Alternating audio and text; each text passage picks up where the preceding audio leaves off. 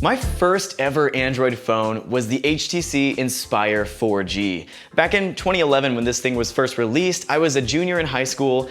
I had an iPhone 4 and I really loved it, but I was already starting to get a little bored of iOS. I saw some of my friends had Android phones. They looked different, they looked interesting, and I wanted to try them out. So I got on Craigslist, I started looking for people that wanted to trade their Android phones for an iPhone.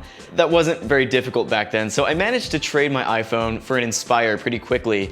And this wasn't just my first Android phone, it was AT&T's first 4G phone. This ran on the HSPA Plus network, and I remember having to call AT&T and specifically ask them to add 4G onto my data plan. We already had a 3G package, and I don't think the 4G even cost any extra on the monthly bill, but you had to ask for it or else you would just keep getting 3G on the Inspire. I think this was a really good starting point for Android for me because even coming from the iPhone 4, which I still think has incredible hardware with a glass front and back and the metal railing in between, this phone has really remarkable hardware. It's got an aluminum unibody design with these little plastic bits along the back that help make sure it can still connect to its various networks without a problem. And those plastic parts serve sort of dual purposes. So if you slide off this little bottom section, you get access to this really cool looking transparent bit that lets you see the internals of the phone. And then you also have access to the SIM tray and the micro SD tray. That micro SD is really important because this phone only had 4 gigabytes of internal storage and 768 megabytes of RAM. And then there's this guy.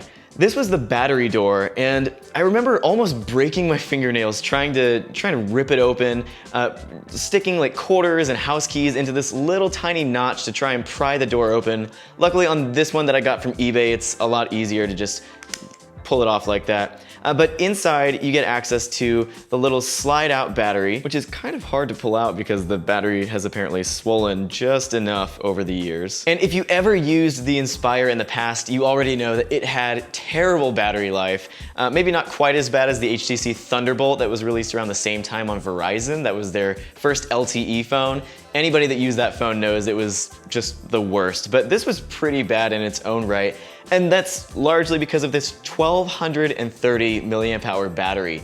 That sounds hilariously small by today's standards, but even back then, it was pretty rough. For context, the Galaxy S2 had a 1650 milliamp hour battery, and the Motorola Atrix had a 1930 milliamp hour battery. Both were released around the same time as the Inspire. But it was kind of okay back then because at least batteries were still swappable, and this one was so small and slim that I'm pretty sure I kept one in my wallet and a few in my backpack so I could at least get through the day without much hassle.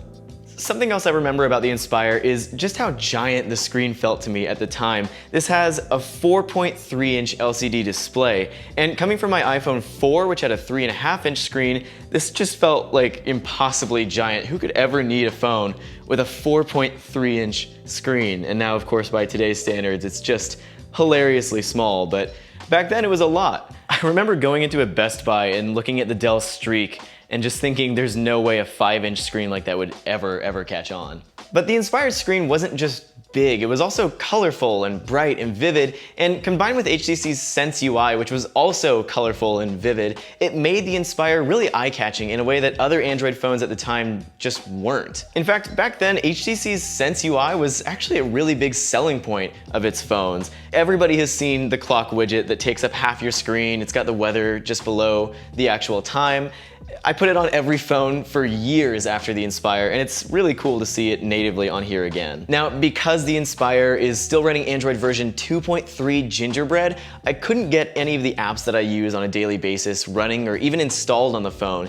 And even my Gmail account, I had to sign into an older account that I haven't used in like a decade because the Inspire with Android 2.3 doesn't support Google's two-step authentication. But the apps that come pre-installed on the phone actually still work pretty well for the most part, like Asphalt 5, and there are some old hidden gems like Blockbuster and Yellow Pages on here. Now, the camera on this thing, I remember being better than it is, and maybe at the time it was fine. There's a single 12 megapixel camera on the back, and there's actually no front camera. So instead, you had to jump into the camera, tap the menu button that was still a thing back then, hit self-portrait mode, and then you turn the camera around, it beeps when it sees your face, and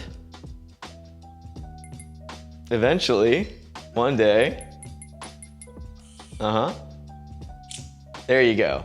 Things were fun in 2011. Look, I'm obviously not gonna switch back to the Inspire and make this my daily phone in 2020, but it has been a lot of fun revisiting my first ever Android phone, and it kind of makes me want to give the U12 Plus another go, just to relive the HTC experience some more. Now I want to hear from you in the comments down below. What were your first Android phones, and did any of them have a really lasting impression on you that really made you stick with Android? I honestly don't know if I would be doing what I'm doing right now if it weren't for the Inspire, so I'm really glad that I made that trade all the way back in high school. If you enjoyed this video, give it a like and subscribe to the channel, and head on over to AndroidCentral.com to read some of our other retrospective pieces. We've been looking back on a lot of old tech and sharing our personal experiences with them. You should also check out Mr. Mobile's series, When Phones Were Fun, linked in the card on screen. Thanks for watching. We'll see you next time.